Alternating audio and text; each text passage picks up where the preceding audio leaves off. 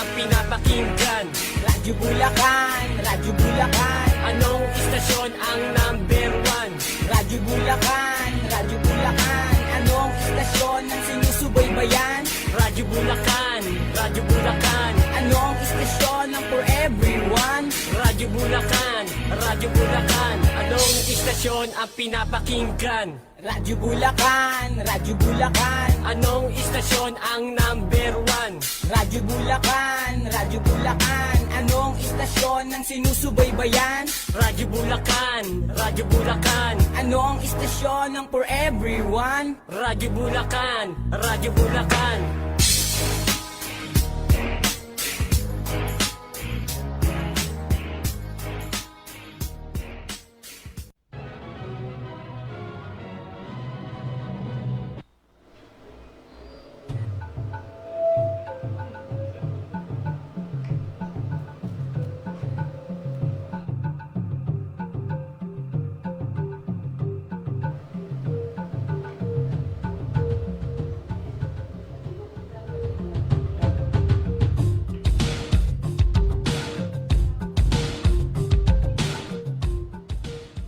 Yes, good afternoon, good afternoon. It's already 1:41 in the afternoon.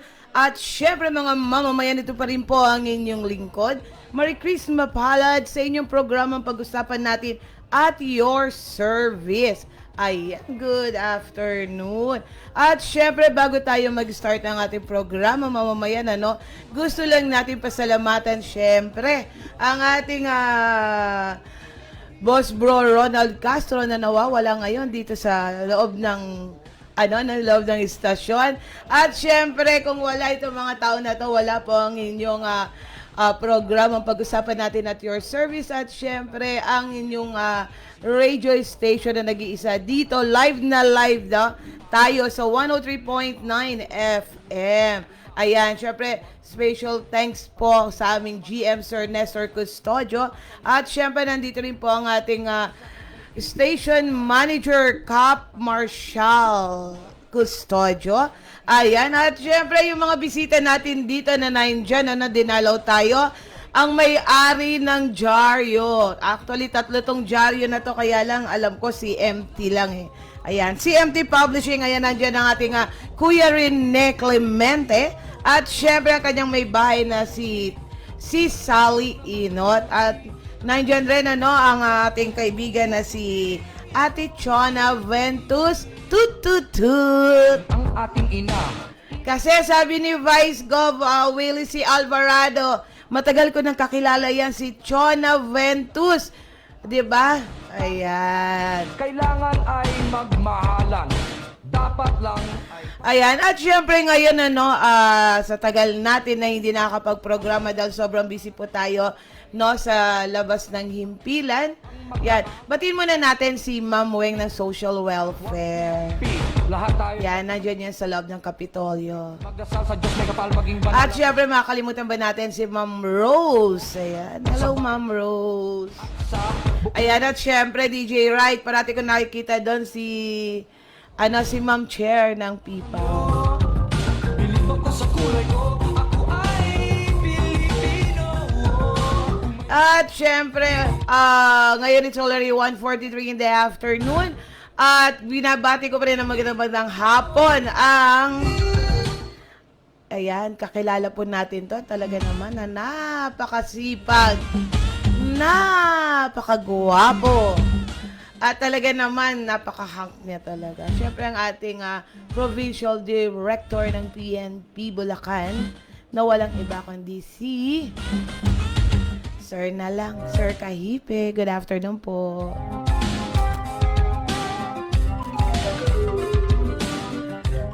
At syempre, batiin na rin natin ang magandang tanghali o magandang hapon ang ating kaibigan dyan, ang acting COP ng PNP Giginto na walang iba kundi si Deputy o Major Geronimo. Dahil pag gusto mo ay kaya mo. Kung kaya mo. At ngayon, syempre, huwag na natin patagalin talaga naman na eto kasi 'di ba nagkaroon po tayo ng pandemic simula March no? Itong kapitan na to, talaga naman na malapit po sa atin, hindi na iba. Talagang first time niya na nanalo na bilang isang kapitan sa Barangay Santa Cruz, Giginto, Bulacan. Pero siya ay naging public service na rin dun sa kanilang barangay. Pero ito talaga, no? Talagang mamamangha po kayo na talagang ginawa niya talaga, no? Galing sa puso yung kanyang ginawa para sa kanyang mga kabarangay, no? Eto, panoorin po natin ang aking panayam, no, o aming kapanayam kay Cap Emmanuel Hoson po ng Barangay Santa Cruz, Giginto, Bulacan. So ano po ba yung mga nagawa niya sa kanilang barangay, o sa kanyang nasasakupan during pandemic, at syempre yung ginagawa niya pa hanggang ngayon na pangalawang GCQ na po tayo, 'di ba? At syempre, ano bang masasabi niya? Kasi 'di ba, lahat po ng mga pondo ngayon, 'di ba, napupunta po sa mga ayuda, sa mga food packs para sa ating mga kabarangay. Ngayon, syempre may mga pagawain po tayo sa ating mga barangay, may mga projects po tayo, 'di ba? Lahat po kasi 'yon naantala. Dito po kaya sa Barangay Santa Cruz, Giginto, Bulacan, naantala po ba kaya ang kanilang mga pagawain o yung mga napangako ng inyong kapitan o ama ng barangay, do? Dahil ba sa pandemic ito ay napako na lamang, o dahil ba sa pandemic mas lalo pa niyang sinipagan at lalo pa niyang minamahal ang kanyang nasasakupan dito sa Barangay Santa Cruz, Giginto, Bulacan. So, ayan, panoorin na po natin.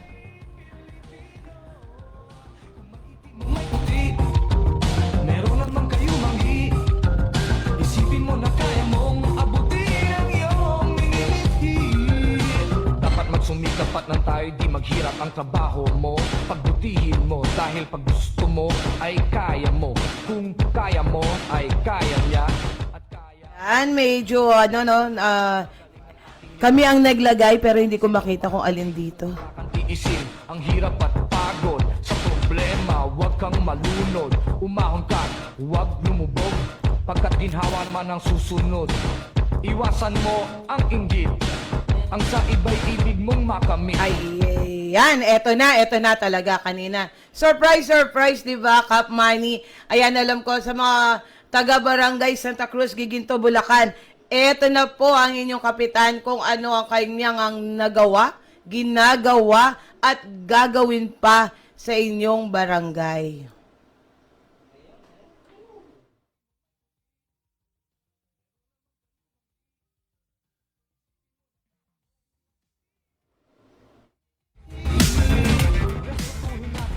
Magandang umaga, Kap. Good morning po sa inyo at sa inyong lahat. Ayan. Kap, kumusta naman po ang barangay ninyo o ang inyong nasasakupan during, no? Umpisan po natin, simula po nung nag-umpisa ang pandemic, ang ECQ. Kumusta ang barangay Santa Cruz? Okay po, lahat naman po tayo hindi okay nung nagdaang ECQ na yan. Marahil talagang maraming naging problema, maraming naging sigalot, o maraming tao ang nagalit dahil nga sa higpit na pinatutupad natin ng araw ang ECQ. Na sa katunayan na sa inyong lingkod, naayos naman po natin ang lahat sa tulong ng ating pulong bayan. Nung po tayo nagkaroon ng ECQ, napunta sa sa MGCQ, at ngayon ay GCQ. Tayo po ay nakapagbigay ng 8 wave sa ating barangay, na ito ay sa pakikipagtulungan ng ating punong bayan, Mayor Boy Cruz Jr., at ng ating punong lalawigan na si Governor Daniel Fernando. So matotal po, yung bigay po ni Governor ay hindi ko na po sinama dun sa 8 wave, pero kung tutuusin, kami po ay naka-10 wave. Lahat. Yung iba, hindi ko na po sinama, yung mga may nagbibigay ng buting kumpanya o pribadong tao na ang kaya lang nila ganito, ganire. yun po ay hindi ko na sinama sa wave. Pero sa lahat-lahat po ay napakarami kong naibigay dito sa ating barangay. Sa makatwid nga po nitong nag-GCQ na tayo, ay nakapagbigay pa ako ng huling wave. Ngunit ito po ay bigas na lang dahil nga po sa kadala na rin ng kapusan ng pondo ng ating barangay. Ngayon po nung time po tayo nasa ECQ pa lamang, itong ating bayan at ang aming barangay, ay sumunod naman po almost 90% ng tao ng aking mga mayan sa ipinatutupad nating batas. O hindi naman sa atin o nanggaling sa ating Pangulong Rodrigo Roa Duterte. Marahil, siyempre yung iba naninibago, bakit hindi kami pwedeng lumabas, bakit ganun-ganun, maraming tanong. Siyempre po, ito po ang ating ipinatutupad na batas, na isa lamang sa isang bahay ang pwedeng lumabas. Magalit na ako ang magalit, talagang ito ang pagagawa natin. Supposedly, nagkaroon nga po tayo ng 2 positive dito sa ating barangay, pero wala naman po sila rito. Ito po yung isa ay nasa Metro Manila at yung isa ay nasa Bataan. Parehas po silang frontliner. Kaya po iyon ay inalagaan natin gusto, binigyan natin ng konting mga ayuda para po ma-realize naman nila na minamahal sila ng ating bayan at minamahal sila ng ating punong barangay. Dapat hindi po yung discrimination ang sinasabi natin. Dahil yung ibang tao po pag nalaman ganyan, para bang ikinahihiya nila o parang kinatatakutan. Pero ang inyo pong lingkod ay hindi. Minahal ko po sila ng gusto dahil mahirap po ang maging frontliner sa ngayon. Dahil sila tumutulong lang, ginagawa po nila ang kanilang trabaho para paglingkuran ng ating mamayan. Kaya po ako, lahat po ng kayang itulong ko ay ginawa ko po doon sa 2 nag-positive po dito sa ating barangay. Sa ngayon po, clear na po lahat sila. At wala na rin po kaming POM o ano paman na ito po ay sa pagsunod ng aking mga kabarangay. So during po ng, kasi tapos na yung ECQ, MECQ, GCQ at pangalawang GCQ po ulit. So nakabalik na rin po ba yung ating mga kabarangay sa kanilang mga trabaho? More or less po ay 75% ng mga manggagawa dito sa aking barangay ay nakabalik na. Lalo't-lalo na po itong aking barangay ay talaga namang nakilala sa halaman na hindi naman po natin po pwedeng hindi madiligan ng halaman dahil ito'y magkakamatay. Kaya po nung nag-GCP na tayo, medyo nakabalik na po muli sila sa kanilang mga paghalaman at pagtatanim o ano pa mga ginagawa nila. Ngayon po yung ibang mga nagtatrabaho po sa atin, ng ating mga mayan sa Metro Manila o pa naman sa lugar, more or less 75% na po ang nakakabalik sa kanila sa kanilang mga hanap buhay. So ito po nangyari na pandemya, kumusta naman po ang peace and order sa inyo mga nasasakupan? Totohanan po, ito po siguro ang naging magandang lesson dito sa aming barangay. Zero krimen po ako nung nagkaroon ng pandemya na to. Kaya lang po, yung iba, hindi naman may tuturing na krimen, yung mga chismis-chismisan lang po ang nagiging sanhi ngayon ng aking mga pinaghaharap ngayon dito sa aking barangay. Pero yung mga nakawan o whatever pang mga krimen, na lesson po yan. Sumunod din po sila sa pinatutupad nating curfew na alas 8 lang ng gabi ay kinakailangan nasa loob na sila ng kanilang mga tahanan. Yan po ay naipatupad po natin. Ayan. So, nung huli po, so for how many months po nung huli po na kayo ay nakapanayam po, kumusta naman po ang ating drug-free? Tayo po ba ay napaunlakan na po dito? Yung pong drug clearing po ng ating barangay, sa totohanan, magmula po kasi nung pumasok itong pandemya na to ay nawala po tayo sa sirkulasyon. Dahil ang iniintindi po natin ngayon ay yung paano natin matutugnan lahat ng problema ng aking mga kabarangay. Ngayon po, nung isang araw po ay kinausap po ako nung ating nag-aayos ng mga dokumento sa kapulisan, ay ito po ay parang sa June 23 po ay i-interviewin na po ako ng PIDEA regards po dyan sa drug clearing operation. Sana nga po ay maibigay na sa akin yung certification na yan para mapatunayan ko po sa buong Giginto na ang barangay ko ay drug-free. Ayan, no. At sigurado naman po yun ay inyong makakamit dahil talaga naman na napakasipag at talagang dedicate po kayo sa inyong mga nasasakupan. At hindi lang po yan, napansin ko po na meron pa gawain dito. Kasi alam pa naman po natin na simula na sumapit ang pandemya, ay nahinto po lahat ang ating mga projects. So dito po sa inyo, Kap. Sa akin pong barangay ay sa totohanan, di ba dati utos ng DILG, utos ng IATF, na kung walang gagastusin ng barangay ay gamitin ng 5% calamity, 20% development fund, o yung pondo ng ating barangay kung mayroon. Ako po sa totohanan ay ginamit ko yung 5% na calamity. Yan po yung aking inubos nung panahon ng tayo nasa pandemya o hanggang sa ngayon pa man na ibili natin ng mga machine or pan-relief natin sa ating mga kabarangay. Pero yung 20% development fund po ng ating barangay ay hindi ko ginalaw. Bakit ho kanyo? Kasi ang iniisip ko po ay paano itong mga kabarangay ko kung wala akong mapapagawa. Ngayon, para hindi ko po magalaw yung aking 20% development fund, ay ako po ay lumapit sa mga mabubuting tao rito sa aking barangay. Nasuportahan nila ako, tulungan nila ako para maitaguyod ko ang mga kahilingan o kagustuhan ng aking mga kabarangay. Yan naman po ay pinagbigyan nila ako. Marami pong nag-donate sa akin, nagbigay ng mga bigas, cash, canned goods o whatever, mga pang-PPE. Yun po yung ibinigay ko sa kanila. Ngayon po, yung sa 20% development fund ko ay hindi ko ginalaw para po makapagpagawa ako dito sa aking barangay. Sa katunayan, ngayon nayari na po yung isang karsada na nagkakalaga ng 400,000 dito sa Narcissus Street, sa Violeta. Ngayon pong araw na to ay sinisimulan na yung sa Rosaryville, Phase 1, San Carlos Street. Yan po ay nagkakahalaga rin ng 400,000. Kasunod po niyan, yung pagpapagawa ko ng kanal o palalakihan ko yung kanal sa Maligaya Street na nagkakahalaga ng 300,000. At yung pong sa sitio ng Maunlad na laging nirereklamo at walang kapitang pumansin sa kanilang mga hinanaing. Ngayon po yung ilalim po ng NLEX, pag mayayari na po yung kanal doon sa Maligaya, yun naman po ang kasunod na aking ipasisimyento.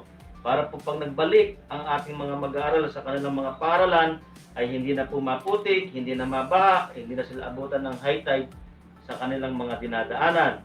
At kasunod po nun, pag nayari na po yung sa Maunlad, ito naman po ang iuhuli ko, yung sa sitio ng Masuso. Lahat po, hindi naman po lahat ng iskinita ay akin rin pong ipasisimyento. Yan po ay sa kabuuan 2.1 million na 20% development fund po ng ating barangay. Sa katunayan nga po, ay meron pa tayong mga nahihingi na mga proyekto sa nasyonal, ay ito po ay ginaran sa atin ng ating sa DILG galing na na-awardan po tayo ng 11 million worth of road construction na ito po ay ilalagay ko dito sa Violeta Avenue.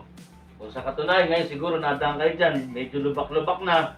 Pero po itong taon na to, pinapangako ko, mayayari po lahat itong Violeta Avenue na yan sa pakikipagtulangan po ng ating punong bayan, Ambrosio Paul Cruz Jr. Wow, napakagaling at napakaganda po talaga ng inyong layunin na Kap Holson. At syempre ito naman po talagang pinakaantay po ng ating mga kabarangay, di ba? Ang ayuda mula sa DSWD, ang SAP. Nakapag-submit na po ba tayo ng karagdagan na pangalan para po doon?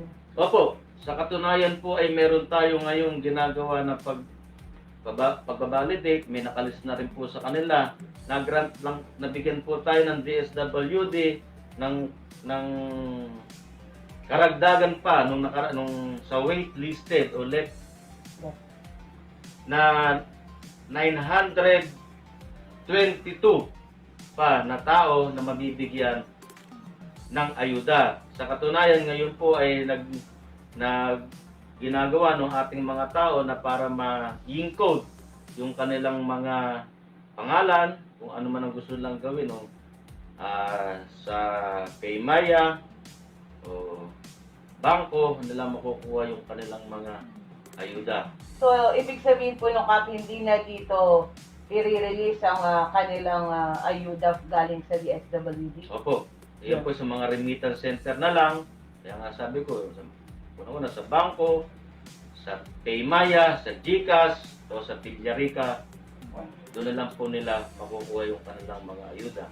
So, bukod po doon, Kap, meron na po ba tayong date kung kailan po ito marireceive ng ating mga barangay? Sa pagmi-meeting nga po namin nung nakaraang araw, kasama po ang ating representante ng DSWD ng probinsya, ay ito po ay kasalukuyan muna po nilang i-validate. Ngayon po, pag okay na po yung validation nila, makukuha na po nila agad-agad sa mga remittance center yung kanilang mga ayuda. Siguro po, pag nangyari po namin hanggang next week, ipag-validate at naipasa na o nakapag-encode na namin, baka po bago magkatapusan ng June o first week ng July ay makuha na po nila ang kanilang mga ayuda. Kasama na rin po ba dito yung mga unang nabigyan, di ba? Yung first tranche, yung second tranche, yung mga unang nabigyan? Yung sa second tranche po, ay sa dinig nating kaalaman ay parang inapruban po ng national government na mabigyan ng second tranche, yung nabigyan ng una, ang Region 3, except po sa lalawigan ng Aurora. Yun po ay hindi pa po namin sa ngayon, hindi po namin alam kung kailan po maibibigay yun. Okay. So, mensahe po sa ating mga kabarangay ito. Okay po, para po sa aking mga kabarangay dito sa Santa Cruz, Giginto, ay ako po ay nasisiyahan sa nangyayari ngayon sa ating barangay dahil alam ko po na dumaan tayo sa matinding pagsubok na ito po ang COVID-19 o pandemyang tinatawag. Ngunit ang inyo pong lingkod ay kinayang lahat ang lang magagawa upang mabigay ko lahat ng pangangailangan o hindi naman lahat ang mga pangangailangan ng ating mga kabarangay. Sana po natutuwa rin ako na sa inyong pagsunod sa ating pinaiiral na batas. At sa ngayon, ginagawa po ng inyong lingkod na makapagtrabaho pa ng mabuti dahil ito po ay hindi lamang para sa ating barangay kundi sa ating bayan ng Giginto na isa tayo na tinuturing na matibay na kapitan sa sinabi po ng ating punong bayan na sa ginawa natin itong nagdaang 3 buwan na to. Ang aking hinihiling lang po sa ating mga kabarangay ay tayo po ay mag-unawaan, magkaroon po tayo ng malasakit at disiplina para po sa ating mga sarili. Ang hinihiling ko lang po sa inyo, stay at home pa rin kahit tayo nasa GCQ na. Huwag po tayong lalabas ng ating mga tahanan kung hindi po natin kinakailangan. Tapos po, kaya na sinabi ko, kung tayo mayroong malasakit at disiplina, hindi po tayo tatamaan ng COVID-19 na to. Kaya po ang inyong lingkod, laging sinasabi, tayo po ay magtulungan.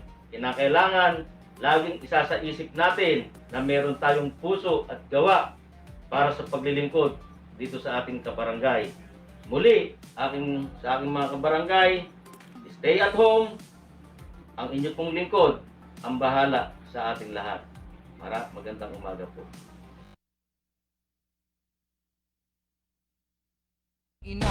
Ilaw siya ng tahanan. Ayun, no, maraming salamat kay Kap Manny Hozon or Emmanuel Hozon ng Barangay Santa Cruz, Giginto, Bulacan. Ilan pa kaya ang mga kapitan na katulad niya? Imagine niyo po mga mamamayan, ni hindi nagalaw ang pondo ng kanyang barangay o ira ng barangay para sa mga pagawain o yung mga projects na kailangan niyang gawin para sa Barangay Santa Cruz, Giginto, Bulacan. Wow, congratulations po sa inyo, Kap Emmanuel or Manny Hozon ng Barangay Santa Cruz, Giginto, Bulacan. Imaginein po natin, no, ang lahat po ng mga food packs, no, ay syempre galing sa munisipyo, galing sa kapitolyo, galing sa barangay. At hindi lang yon, dahil siguro sa dami ng kanyang mga kaibigan na talagang handang tumulong nung kasagsagan po ng pandemya, yun ang ginamit ng ating ama ng Barangay Santa Cruz, Giginto, Bulacan. At saka, saan po bang barangay kayo nakakita na pasan-pasan niya ang isang kaban na bigas? Diba? Tinutulungan niya yung mga nagbababa ng bigas para po yun ay maibahagi, no, sa kanyang nasasakupan. And of course, hello and good afternoon kay Tatay Danny Franco Glico at syempre kay Ate Nami Chan. Hello, Ate Nami, kailan kayo babalik dito? Diba, bahay niyo rin naman po ang 103.9 FM. Isip ang hirap at pagod sa problema. Ayan, alam niyo po mga mamamayan, meron po tayo dito dapat makakasama itong oras nyo sa inyong programa pag-usapan natin at your service. Hindi ko malaman kung bakit ayaw pumasok. 'Di ba? Nandiyan ang ating Kuya Rene Clemente. Syempre pababatiin po natin para naman doon sa mga kaibigan, 'di ba, kamag-anak. O yan, nandiyan. Sana pumasok na po ang ating Kuya Rene Clemente at syempre ang ating kuya tuloy, ano, Kuya Tol, sis, Ate Shali Inot, ano. Ayan, at saka si Ate Chona Ventus. Meron naman kayo magi. Isipin mo na kaya mong abutin ang iyong ngiti. Ayan, parang hindi nila ako naririnig, ano. Ayan, sabi ko pumasok po, di ba? Ayan, na kaya, ano, papagalitan natin. Alam mo itong mga to, talaga naman, si Kuya Rene Clemente po, no, kung hindi nyo alam, siya po ay isang media consultant ng Kapitolyo. Ayan. Kaya kung meron po kayong mga hinaing o may kayong gustong ilapit po, ayan, nandiyan ang ating Kuya Rene Clemente. Ayan, talaga naman, madali rin naman siyang lapitan. Ayan, habang lumalapit naman kayo, tatakbo naman siya papalayo. Joke! Ayan, pero okay yan si Kuya Rene Clemente. Ayan, kanyang Jaryo ICMT. Yan, tapos alam ko may dalawa pa na Jaryo. Hindi ko na lang maalala kung ano pa yung pamagat nung Jaryo niya. Basta natatandaan ko, CMT.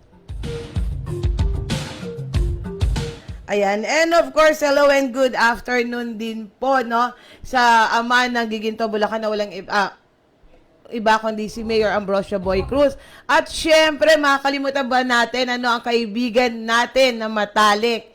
Pagdating sa pag-ibig, kung kayo po ay may problema, ito ang inyong lapitan at siguradong, 'di ba, makakakuha kayo ng magandang sagot. Hello and good afternoon sa iyo, Cap Darcy. Ang trabaho mo, pagbutihin mo dahil Ayan, sabihin na naman ng aking bunsulit, hindi ko daw siya binate. Hello, and I love you. Charles Angelo Chubbs Mapalad. darating kung handa kang tiisin. Ayan, kasi pag nag-air po ako, pag hindi nabanggit yung kanyang pangalan, talaga nagtatampo. Ayan, wag ka na magtampo, bunsuliit. Ayan, and of course, hello and good afternoon din po, no, siyempre nandiyan ang aking Mami Linda na nanonood. At siyempre, ang ating mga bayani, no, ang ating mga OFW. Ayan, hello, good morning, good afternoon, or good evening po sa inyo. Keep safe always. Ayan, ang alam ko po sa Middle East, wala na talagang lockdown. Talagang ginawa na nilang normal, no? Ayan, pero syempre, ingat-ingat pa rin po kayo, lalong-lalo na yung mga ating mga OFW kasi mahirap po na magkasakit kayo na malayo sa inyong pamilya. Ating ina, ilaw siya ng tahanan, bigyang galang. At syempre, hello and good afternoon din, ano, kay Mayor Roderick Chongson. Magmahal. Ayan, yan ay kasama po natin sa ating organisasyon, ano, yung Guardians. Ayan, hello, hello. Ayan, at aking mga brother and sisters dyan sa Guardians. Hello po. Ang aking ka-ABC Crime Watch dyan sa Giginto. Hello, hello, and good afternoon. At syempre, makalimutan ko ba, ang ating Supremo Colonel Joselito Santa Teresa. Sa bayan ko at sa buong mundo. Mga kababayan. At syempre, ayan ano, at kahapon, I think kahapon niya yun, ano, hello kay Attorney Cristina Alcantara ng Pias. Ayan, Ma'am Attorney, ngayon pa lang po, nagpapasalamat na ako, no, sa tulong o itutulong po ninyo doon sa aking kinakapatid na anak ng Considong Gonzales ng Barangay Santa Cruz, ano, doon sa kanyang hinaing. At syempre, alam naman natin, ano, talaga naman natutuwa ako na nung nakausap ninyo po itong mga ito, ay inamin naman nila yung kanilang pagkakamali. At sana wag na po silang parisan ng ibang kapulisan. Ayan, kaya mamamayan, pag meron pong umabuso sa inyo ng mga kapulisan, pumunta lang po kayo dito sa kampo natin, ano? At i-report po natin agad-agad, di ba? Ora mismo sa ating PIAS. Ayan, nandun po ang ating Attorney Cristina Alcantara. Kung kaya mo, kaya niya. Ayan, Alcantara. Ano kaya niya si D.E. Henry Alcantara? Kung handa kang tiis. Yan, hello and good afternoon sa iyo, Sir D.E. Yan, ng DPWH. And of course, hindi ko makakalimutan, di ba, kapamilya na rin. Kapamilya ba, kapuso natin dito sa RTV 103.9 FM, ang ating Provincial Director ng TESA na walang iba kundi si PD or Assist or ARD, kapatid, sabi niya, kapatid, PD Hoven or Engineer Hoven Ferrer.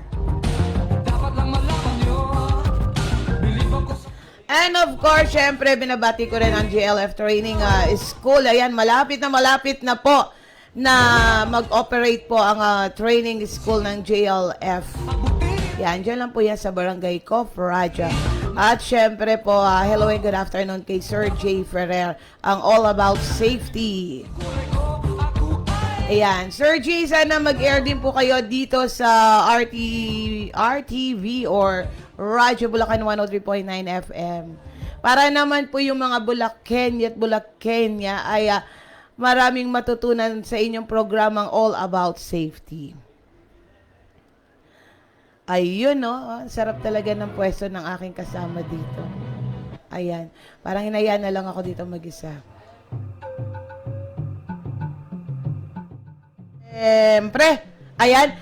Okay, it's already 2:12 in the afternoon, ano? Bibigyan ko muna kayo ng isang awitin, ano, na talaga naman makakaalala. Hello and good afternoon sa iyo.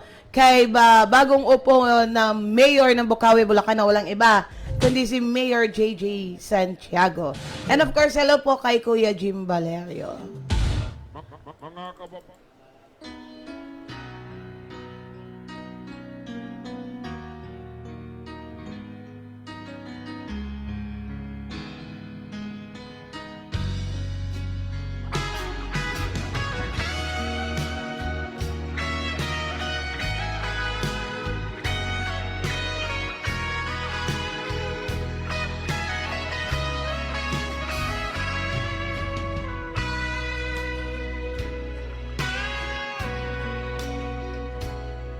Kung hindi ngayon ang panahon na para sa iyo, huwag maiinip dahil ganyan ang buhay sa mundo.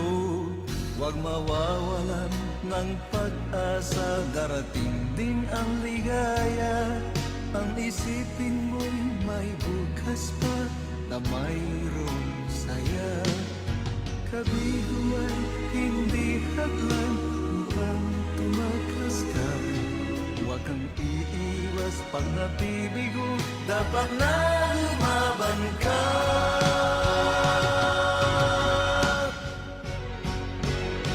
Ang kailangan mo'y tibay ng loob, kung mayroong pagsubok man Ang liwanag ay di matatagal at muling mamamasdan. Ikot ng mundo ay hindi laging pikati kasawian. Ang pangarap mo ay makakamtan, basta't maghintay ka lamang.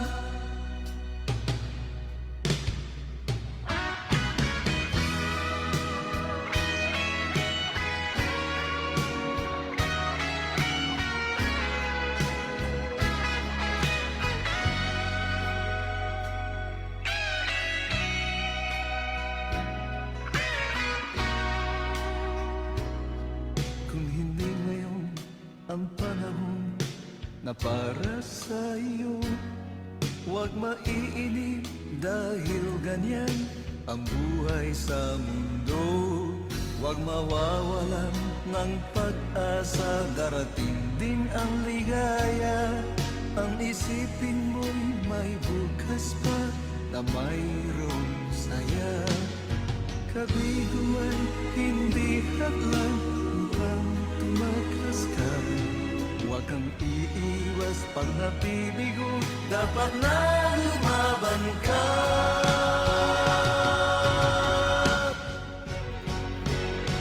Ang kailangan mo'y tibay ng loob kung mayroong pagsubok man.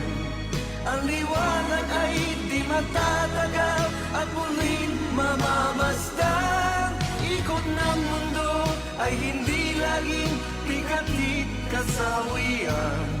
Ang pangarap mo ay makakamtan, basta't maghintay ka lamang. Ayun o, maghintay ka lamang.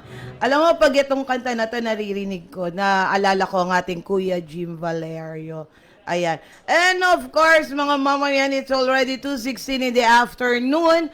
Ano, talaga naman, na-miss ko po kayo, mga mamamayan. Ano. Pero magkakakitaan at magkakarinigan po tayo muli. Bukas, Huwebes. No, it's 25 of June. Ayan, sa ganap. Ayun, pero bukas po yun na pong oras natin na 3:30. Ngayon nakisingit lang po tayo sa ating buds, no? Kay ating buds, B1, B2, B3. Ay, buds, Imes, nasan ka na? Di ba? Ayan. Pero, syempre, talaga naman na mahal namin kayo, 'di ba? Gusto namin parati po kayong masaya at hindi lang 'yon. Gusto namin na parati namin kayong bibigyan ng mga balita, 'di ba? Para maging aware po tayo. At syempre ito pa no, bago po tayo magtapos gusto ko lang sanang batiin ng ating Cap Emmanuel Hosa na talaga nanonood po sa atin, na talagang sumusuporta po sa inyong programang pag-usapan natin at your service, mga mamamayan. No, talaga naman na napakagaling talaga. Sana hindi nag-iisa yung kapitan na to. Sana lahat ng kapitan ay kasing sipag at talagang 'di ba gawa, 'di ba? Trabaho, gawa, 'di ba, nanggaling sa puso. Dapat talaga pag meron tayong ginawa talaga, 'di ba, o gustong gawin, 'yun ang gagaling sa ating puso. Lalong-lalo na po na tulad ngayon na pandemic. Ayan, mga mamamayan, wag po natin kalimutan mag-wear po na ito ng face mask kahit saan po tayo pumunta. Ngayon kung talaga naman, syempre, lalo na po ngayon 32 nakarating na yung umiikot ngayon dito sa atin sa Malolos, no? At hindi pa rin tayo nakasigurado, no? Dahil yan po ay public vehicle, no? Public na jeep. Kailangan po na mag-gloves po tayo, mag-mask po tayo, mag-wear po tayo ng salamin. Kasi talagang hindi natin alam kung kailan po tayo dadapuan neto. Lalo na po ngayon na GCQ na tayo muli, no? Akala natin normal na, pero mga mamamayan, tumataas pa po yung bilang ng naapektuhan netong pandemya na to. Kaya tayo po na malalakas talaga. Kailangan malakas po tayo. Siyempre, kailangan kung hindi naman tayo talagang sa paglabas ng bahay, stay at home na nga tayo. Sabi nga ng ating Cap Money na stay at home tayo. Ayan, dahil mahirap po talaga na tayo ay magkasakit at tamaan na itong pandemya na to. Dahil alam ko po talaga napakamahal no ng pag po nagpapagaling, magpapagamot po tayo ng pandemya. At syempre mga mamamayan tayo ay pandalian mamamaalam muna no dahil tayo ay may lalakarin pa no. At talaga naman kailangan natin na magtrabaho pa rin dahil kahit na ganito na pandemic, no, tayo po isang mamamahayag, no, kailangan tayo ng ating mga mamamayan. At syempre, ito pa rin po ang inyong Marie Chris Mapalad sa inyong programa Pag-usapan Natin at Your Service. Ayan, kasi ang dadaya po ng mga kasama ko, no, nandiyan sila, ayaw nilang mangumusta, ayaw nilang bumati. Ayan, nahihiya. Ayan, and of course, kay Ma'am Lolit ng DSWD, no, ng City of Malolos. Ma'am Lolit, meron po akong sinend na message sa inyo. Sabi ni Ma'am Weng, isend ko po sa inyo. Ayan, and of course, sa lahat po nag-aabang ng kanilang mga SAP, no, ng DSWD. Ayan, ang alam po natin, malapit na po, pero yung iba ay nagbibigayan na. Yung iba naman po ay naka-schedule pa rin. Okay, it's already 2:20 in the afternoon. Mga mamamayan, ang bilis po ng oras, no? At talagang kailangan nating magpaalam pa ng dali. Ayan, magkakitaan at magkarinigan po tayo muli bukas sa ganap ng alas 3:30 hanggang alas 5:30 ng hapon. Syempre, dito lang po yan sa inyong nag-iisang radyo, ang RTV or Radyo Bulacan 103.9 FM. Ito pa rin po ang inyong Marie Chris Mapalad. God bless you all. Ang pag-inggit